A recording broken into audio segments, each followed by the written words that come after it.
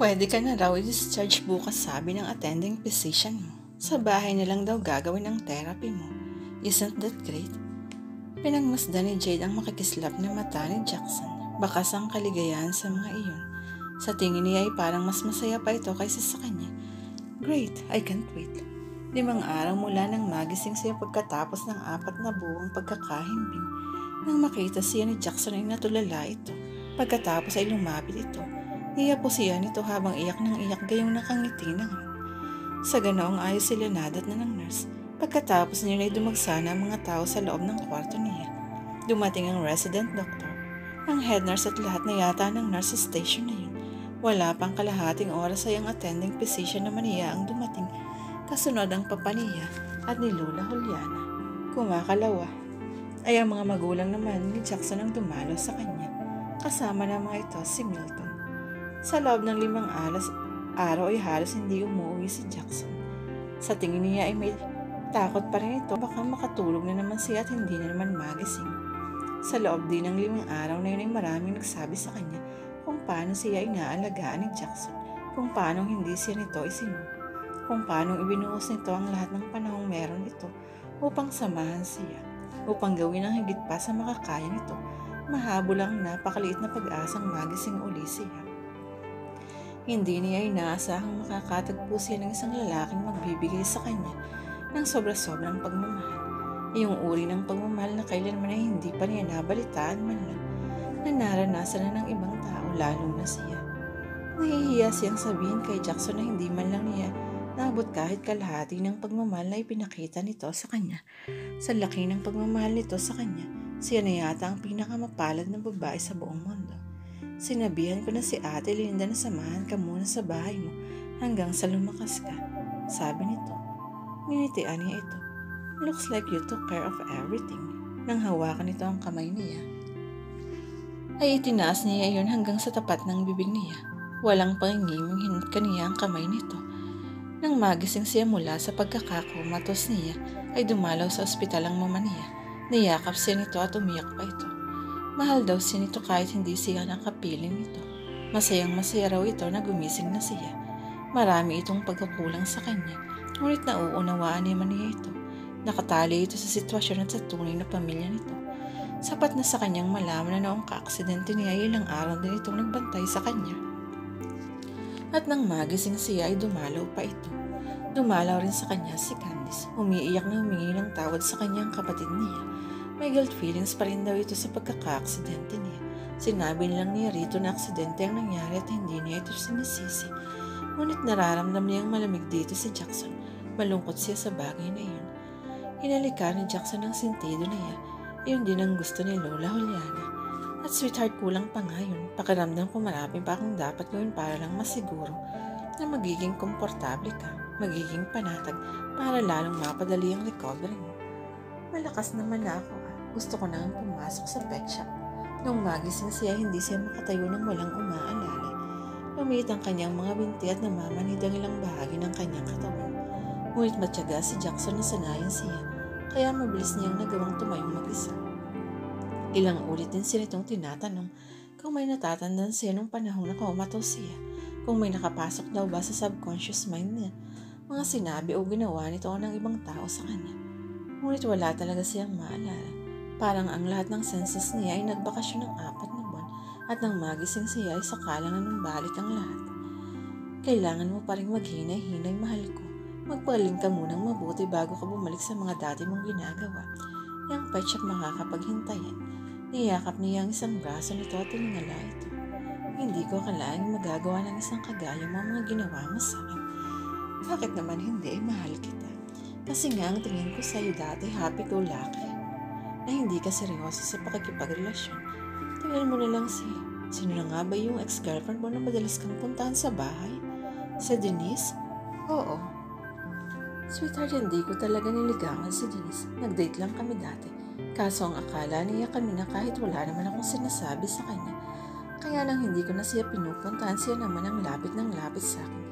Nagulat na lang ako na boyfriend pala niya ako nang wala akong kaalam-alam. Pero pagkatapos nga ng huli naming pag-uusap, teka, natatandaan mo ba yun? Oo naman. Umiiyak pa nga siya nang bumaba sa bahay. Naging maliwanag na sa kanya na hindi ko talaga siya mahal. Pero parang chick boy ka talaga kahit wala naman pala kayo ni Denise. Bakit? Dahil bagwapo ako at macho, pinagalaw-galaw pa nito ang nauwilang pagpapakwela. Dahil natatandaan ko pa na nung ipakita ko sa iyo ang mga injuries ko, maputing hita lang ang napansin mo at hindi ang mga pasa ko. Style ko lang yun para papansin mo ako. Nadman lang kasi ako sa iyo dati. Imagine, 2 weeks na tayong magkapit-bahay, hindi mo man lang ako napapansin. Hindi ka man lang tumitingin sa bahay ko tuwing umaalis ka o dumarating. Nasanay lang ako ron sa kondo na walang pakialaman ng neighbors, pero nagbago rin naman agad ako, diba? Oo, pero pinatikim mo muna ako ng kamao mong alapakman. Nagkatawanan sila. Hindi na wala ang ngiti nito. Namukaw ito at hinalikan siya sa noo. Napuno na naman ng tuwa ang puso niya. Bakit ba wala yata itong gagawin na hindi niya ikatutuwa? Niyakap siya nito mula sa likod at ikinalang nito ang baba nito sa balikat niya. Ay, ang sarap talagang mainam. Agree ako riyan. Nakalabas na ng ospital si Jade. Ihahatid sana siya ng papa niya sa bahay pero si Jackson ang nagboluntaryong maghatid sa kanya. Ito ang nag-asikaso sa paglabas niya ng ospital hanggang sa bahay tiniyak nito na naroon ang lahat ng kailangan niya. Kung hindi pa niya ito tinaboy, hindi pa ito uuwi. Sweetheart, I know this is my son's ridiculous. Anito bago umuwi. But will you promise me something? Will you promise me you'll wake up in the morning? Pinaraan niya ang kamay niya sa mukha nito. Patawa ka talaga. Sinabi lang niya yun pero ang totoo, naiintindihan niya ang takot nito. Milagro na nga lang na nagising pa siya pagkalipas ng 4 na buwang pagkahimbing. Bumuntong hininga ito at hinawakan ang mga kamay niya. Ayoko nang pagdaanan na uli ang nangyaring yun. Mahal ko, it really scared the hell out of me. Mas makakaya ko pa sigurong mapunta ka na lang sa ibang lalaki kaysa manganib naman ng buhay tulad noon. Ngumiti ito pero nangingislap ang sa pinipigilang luha ang mga mata. Siya man ay parang mabibikig dahil sa makikitang emosyon sa anyo nito. Ako gadaman, love like this. Hinalikan nito ang talukap ng kanyang mga mata. Tumingala siya rito at hindi na siya nabigo. Isang pagkatamis-tamis na halikang ipinabaan ito bago siya matulog. Naging napakaligaya ni Jane ng mga sumunod na araw. Dobling lambing, pagmamahal at pag-asikaso ang ginagawa sa kanya ni Jackson. Ngunit hindi pa man nagtatagal ang saya niya ay naputol din agad iyon. Isang araw ay tumawag ang papa niya. Ayon dito bagsak daw ang mga grades ni Candice. Lagi raw itong tulula at kuminsan ay umiiyak pa. Get a grip of yourself, Candice. Kailangan husayin mo ang sarili mo. Apektado ng pag-aaral mo. Seryosang wika ni Jade sa kapatid niya. Naroon sila sa isang hindi mataong kainan malapit sa eskwelahan nito. Nagpasya siya na makipagkita rito pagkatapos ng mga sinumbong sa kanya ng kanilang ama. Nagsumbong na pala sa'yo si Daddy. Dahil apektado na sila sa'yo. Bakit ka ba nagkakaganyan? Hanggang ngayon ba si Jackson pa rin ang dahilan? Huwag mo kong intindihin, ate. I'll get me. Hindi lang ito mukhang malungkot. Para din itong galit sa mundo. Pero sa nakikita ko hindi mo magawa. Tingin mo lang yun. Inayos nito ang dalang gamit at tumuwid ng pagkakaupo na mo tatayo na. You're just wasting your time on me, ate. Pabayaan mo na lang ako. Naiiyak siya sa nakikita niya rito. Candice, hindi ka naman ganito sa akin dati. Dati nagsusumbong ka sa akin. Sinasabi mo sa akin ang lahat ng nangyayari sa rin. Parang ang layo-layo mo na ngayon. Tumayo ito. Bye, ate. Wait, maupo ka muna. May sasabihin ako. Nang tumalima ito, hindi naman niya masabi-sabi ang ideyang luman sa isip niya. What? Nangiinis na sabi nito. Hindi niya magdugtungan ng sinabi dahil alam niyang siya naman ang masasaktan ng sobra-sobra. Candice, kung lalayuan ko ba si Jackson, magiging maayos na ba ang pakiramdam mo? Isa lang ang may papayo ko sa iyo, Milton. Huwag na huwag kang maininab sa isang babaeng extremely unselfish. Yung mga taong giver, hindi talaga lumiligaya. Bakit? Dahil pati ang kaligayahan nila ibinibigay pa sa iba. Nakangiti si Jackson habang sinasabi na yun sa kanyang kapatid. Mapait sa kalooban niya na isipin ang mga nangyari. Masama pa rin ang loob niya kay Jade. Hindi niya maintindihan kung bakit ang isang taong nagsasabing mahal siya at mahal naman niya ay magagawang isuko na lang ang pagmamahalan nila. Granted na noble ang bunoong pa siya, pero dalawa naman silang magdurusa. Hindi ba yun naisip ni Jade? Hindi ba rin ito naisip na kahit naghiwalay na sila, hindi pa rin niya magagawang mahalin ang kapatid nito? Ang kapal ng mukha ng Candice na yun, pumupunta-punta na sa bahay niya kahit hindi niya pinakikiharapan ng maganda. Tinawanan siya ni Milton.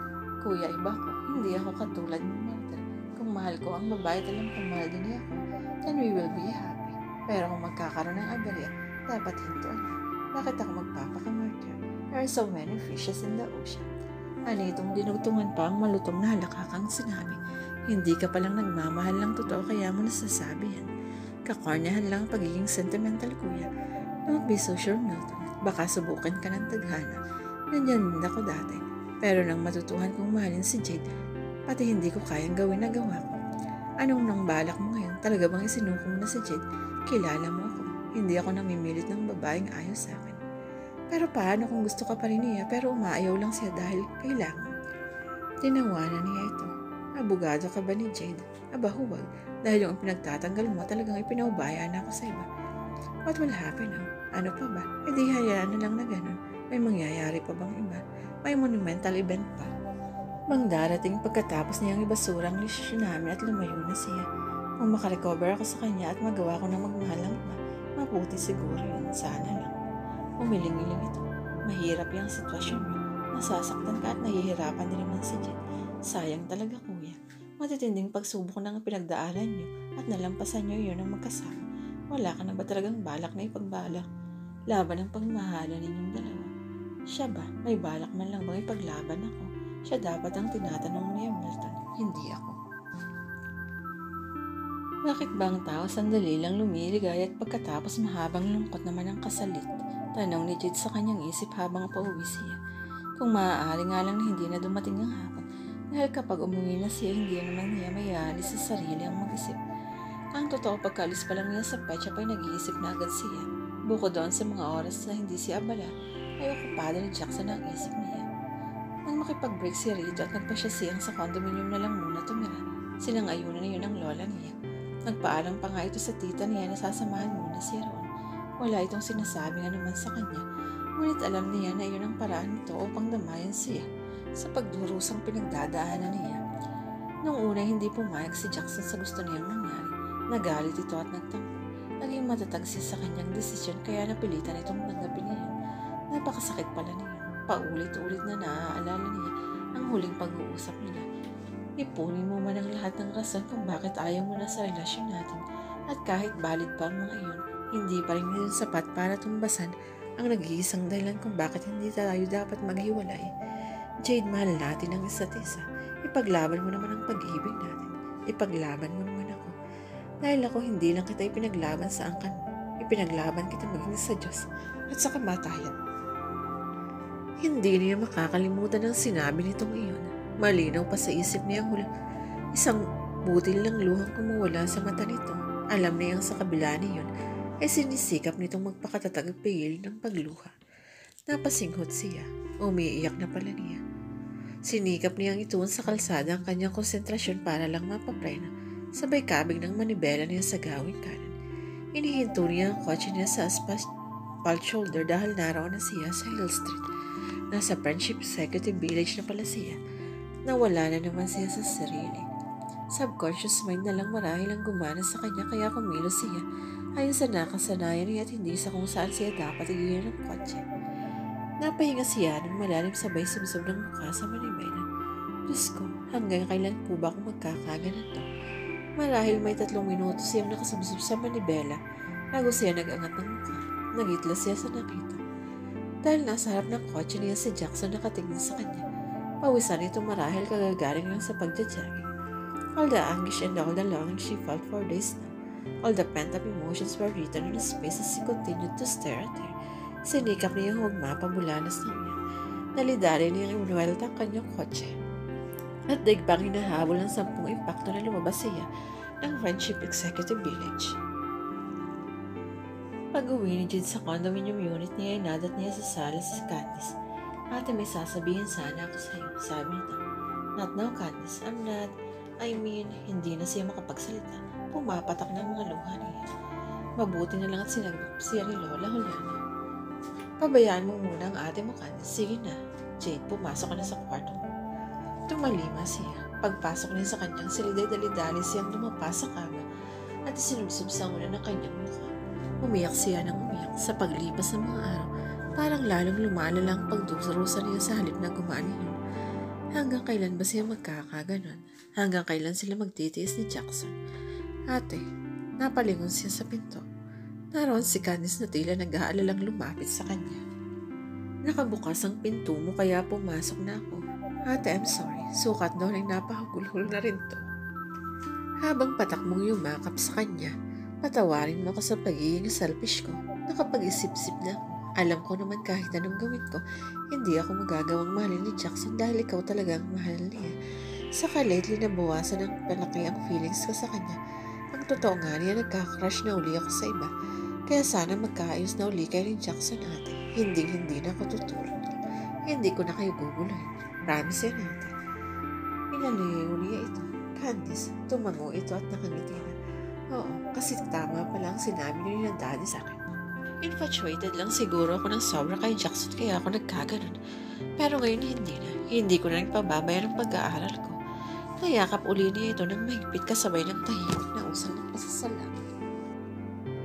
Nakita ni Jade na kinukuskus ni Jackson sa sahig ng garahe nito gamit ang malaking brush na may mahabang tangkay. Pawisan ito.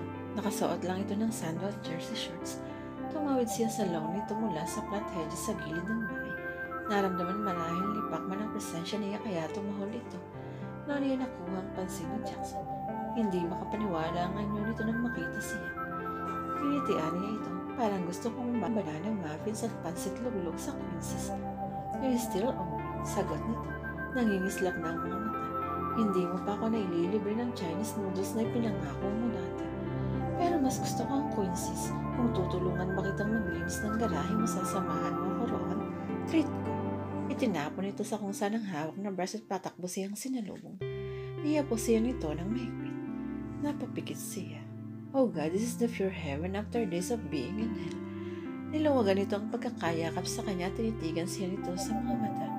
Does this mean you're back in my life? Tumango siya. Hindi magawang pigilan ang ngiti. Yup. For good? For good. For better or worse, till it do us part. Tumawa siya. Proposal na ba to? Napahalakhak din ito. You bet. Pagkatapos ay sabik na pinaulanan siya nito ng mumunting halik sa kanyang mukha. I'm sorry, Jackson. Pinaglaro nito ang likod ng palad nito sa kanyang mukha parang namamangha pa nito. I'm sorry kung nasaktan kita nang makipag-break ako sa'yo. Tama ka. Ipinaglalaban ang pagmamahal. Our love is something about the ordinary. Pero isinuko ko ang pagmamahal ko sa'yo dahil lang sa kapatid ko. Kalimutan natin yun. Hindi na ako nagtatampo sa'yo. I love you so much to stay mandatory. If it's any consolation, na-realize ko nang magkahiwalay tayo kung gaano karami at kalaki ang mga sakripisyong ginawa mo, alang-alang sa pagmamahal mo sa akin. I've realized too that outside your love, there's no life for me. Lumawak ang pagkakangiti nito. Wow, how can I bet that, sweetheart? Words aren't enough to express how wonderful I feel right now. Maybe you can show me. Aniya sabay ng malanding kidnap na ikinahalakak nito.